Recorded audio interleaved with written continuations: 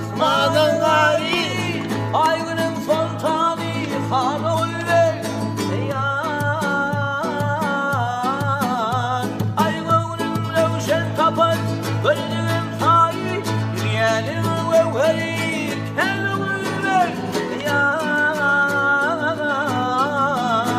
ay bas kadam didem destekeyim cübbasana yazıklarım ay koyun halma çıkanda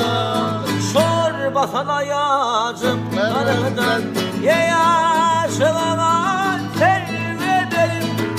naz basana yazıklarımdan oğul ve oğul ve can dünyanın gevheri ken oğul ve ay oğul ve oğul ve can dünyanın gevheri ken oğul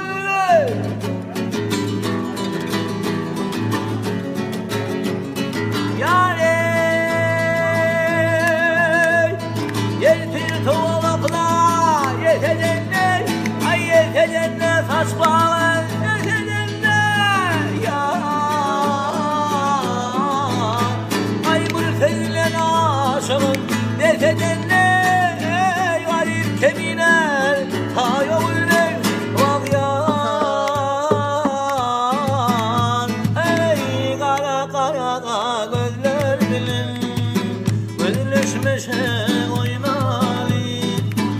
tici tici teler bilin serleşmeşe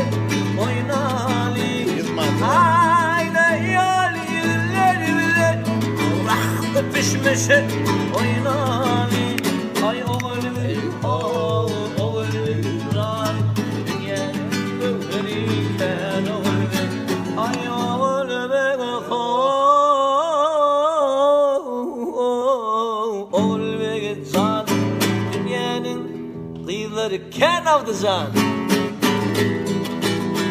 ay bas kadam didem üstüne keyin